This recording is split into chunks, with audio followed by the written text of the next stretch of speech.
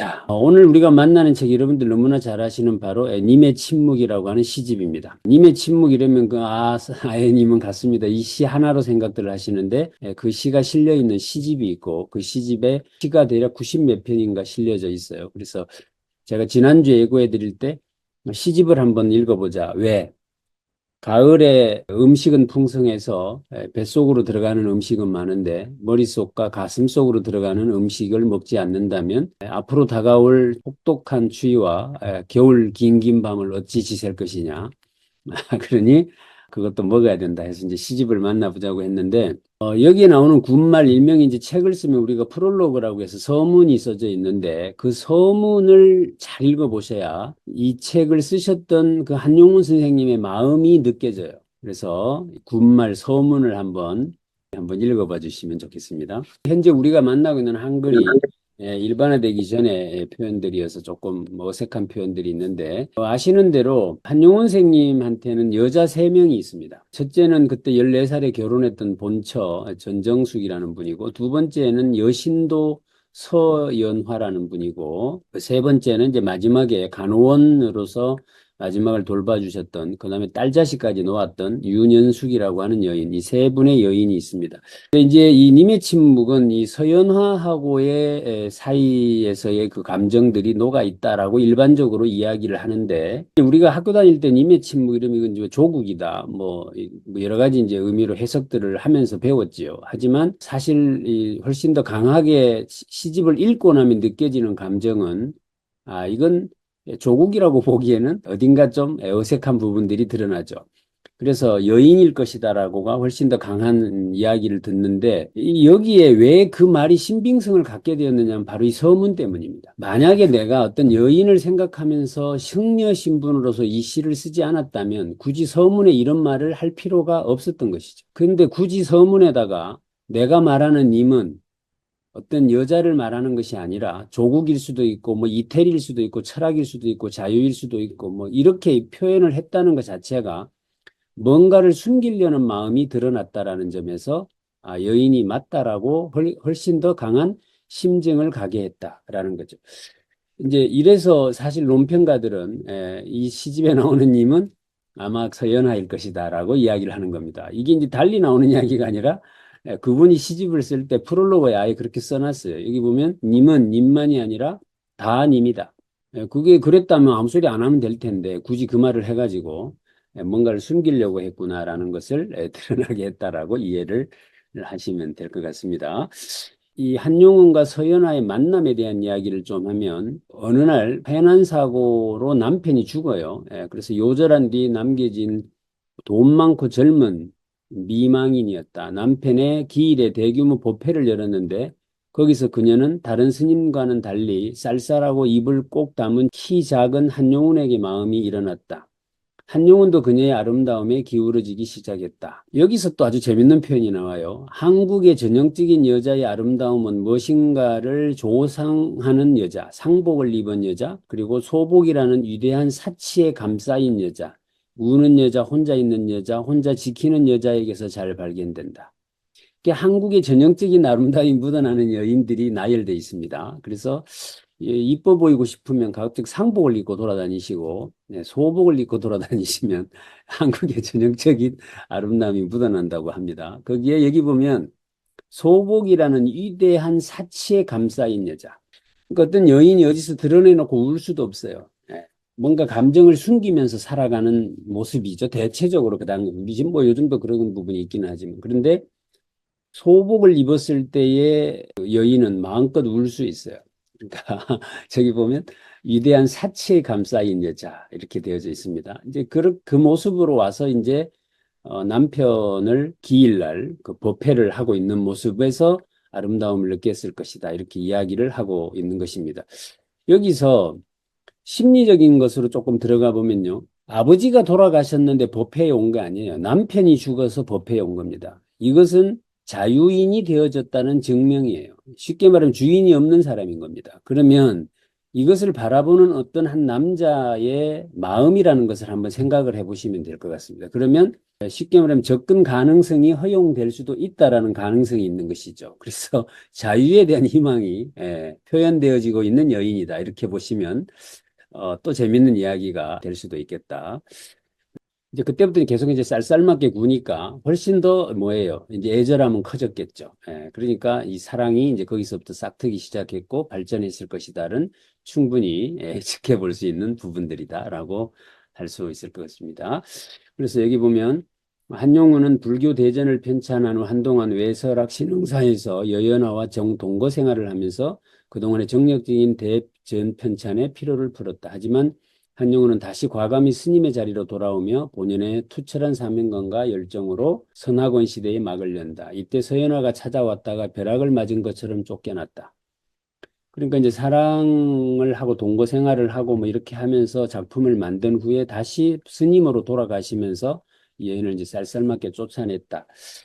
그러면 이제 그게 과연 자의였을까라는 것도 한번 생각은 해볼 필요가 있겠죠. 그 스님이라는 위치에서 사회적 시선이나 이런 것들도 한번 봐야 될 것이다라고 한다면 여기서 이제 미리 한번 생각해 볼 과제를 하나 던져 본다면 스님이 사랑을 하는 것은 파괴냐 이 말입니다. 우리가 대구에 파괴사가 있는데 스님이 사랑을 하면 파괴한 것이냐라고 보는 건데 일면 이런 주장이 있습니다. 한 여인도 사랑하지 못하는 인간이 중생을 사랑하겠다고 하는 건 거짓말이다. 어떻게 생각하세요? 그러니까 한 여인과의 사랑도 못하는 인간이 무슨 머리를 깎고 중생을 사랑하겠다고 떠들고 다니냐. 그러니까 한 여인도 사랑할 수 있어야 중생도 사랑할 수 있다. 라는 주장과 자기 스스로의 절제력과 이것을 지켜내지 못하는 사람이 이 더 큰 세상을 어떻게 구제할 수 있으며 사랑을 모든 사람에게 골고루 나눌 수 있다는 말이냐. 즉, 한 사람에게 주어진 그 마음이라는 것은 편협되고 뭐 그럴 수밖에 없다라는 논리죠. 그래서 이 두 가지 논리를 가지고 이 시집을 만나시면 좋겠고, 그런데 이제 이분만 그런 건 아니고 우리가 자칫 조심스럽긴 하지만 스님들이 가졌던 사랑 이야기는 참 애틋하기 그지없고요. 늘 우리가 알고 있는 이야기죠. 대표적으로 원효대사하고 여섯공주 이야기를 우리가 꼽을 수 있습니다. 그죠? 그러니까 평택에 가면 이 수도사라는 절이 있는데 거기서 원효대사가 해골바가지 물을 들이키고는 깨달음을 얻었죠. 그죠? 그래서 인간사 아침에 뭐 눈 떠보니까 해골바가지 물이에요. 저녁에 먹을 때는 그렇게 맛있고 달았는데 그 눈으로 본 해골바가지를 보면서 오바이트를 하고 구역질이 났죠. 결국 인간사 마음먹기 달렸구나라는 깨달음을 얻고 중국으로 이제 유학 가던 길을 그만두고 다시 남아서 이렇게 하다가 잘 아시는 대로 이제 궁중에서 이 법회를 하고 있었는데 그때 요석공주도 그 강의를 듣다가 이 원효대사에게 사랑의 마음이 싹 텄다. 요석공주가 상사병에 걸려서 소문이 났다. 그때 원효는 갈등하기 시작했다. 그래서 그 사람이 노래를 만들어 불렀다는 거 아니에요. 자루 없는 도끼를 빌려다오 내가 세상을 떠받칠 기둥을 만들겠노라. 노래 가사가 좀 어렵죠. 이걸 이제 무열왕, 여석공주 아버지죠. 아버지가 그 뜻을 알아채고 이 자루 없는 도끼라는 것은 남편 없는 여인이다. 여석공주는 그 당시 이미 결혼을 했는데 남편이 죽었다 그러죠. 그래서 사실은 미망인이었고 그래서 자루 없는 도끼라는 말은 남편 없는 여인이라는 뜻이다. 그 여인과 혼인을 해서 내가 이 세를 훌륭한 사람을 하나 놓겠다. 뭐 이런 노래를 부르고 돌아다니니까 무열왕이 그 말을 알아듣고 가서 그놈을 잡아와라 이렇게 했더니 뭐 잡히는 척하다 물에 빠져가지고 옷을 물에 흠뻑 적셔서 그 옷을 말린다는 이유로 요석공주한테 가서 두 사람이 만리장성을 쌓았다. 그리고는 떠났고 그래서 놓은 아이가 그 이름도 유명한 설총이다. 뭐 이런 이야기 우리 많이 알잖아요. 여기서 아까 제가 말씀드렸던 그 논리가 생긴 거예요. 한 여인과 사랑해야 하는 마음이 생기면 그 여인과 사랑을 표현하고 그리고 또 중생들을 살려내는 그래서 진정한 자유를 얻는 모습으로의 삶을 살았던 분이 원효대사였다라고 이야기를 한다면 우리가 한용운 선생님의 사랑 이야기를 굳이 약간 왜곡되거나 편협된 생각으로 볼 일은 또 아니다 이렇게 볼 수도 있을 것 같고요. 또 한 사람 이야기 아주 재밌는 이야기가 있죠. 여수 아시죠? 여수. 여수에 가면 돌산도라는 섬이 있는데 거기에 금오산이 있고 그 금오산 중턱에 그 아까 원효대사가 창건한 이 항일암이라고 하는 절이 있습니다. 그 항일암의 미남, 27살 먹은 미남 스님이 오시게 됐는데, 이 송강사 애하의 절이라 그래요. 거기 왔는데, 이 면체 훈남이 오니까 여신도들이 부처님 보러 가는 게 아니라 그 스님 보려고 이제 들끓기 시작했다. 아무튼 간에 이게 옛날이나 지금이나 이게 좀 잘생기고 볼 일이에요. 그래서 근데 이제 광주에서 폐결에 걸린 그 어떤 미모의 소녀가 요양차 그 절에 왔는데 이때 이 27살 먹은 지현 스님인데 이 지현 스님이 독경하는 모습에 빠졌다. 그래서 결국 상사병에 빠졌고 그런데 눈길 한번 주지 않고 막 쌀쌀맞게 구니까 농약을 먹고 자살을 시도했다. 그래도 안 된다라고 거절을 했다. 그래서 이 여자가 갑자기 또 흔들바위에 올라가 가지고 자살한다고 막 소란을 피니까 제발 내려와라. 내가 네 원하는 대로 소원을 들어줄게. 이렇게 말을 하니까 내가 스님 옆에 있을 수 있도록 해달라라고 간청을 하게 되었고 그때 이제 그 여인의 체취와 풍만한 마찰감에 얼이 빠져서 10년 수도를 공연불로 만들고 불과 1년 앞두고 물거품이 되었다. 그래서 이제 참회를 한다고 대구에 와서 절에 있었는데 그때 어떤 모녀가 찾아왔더라.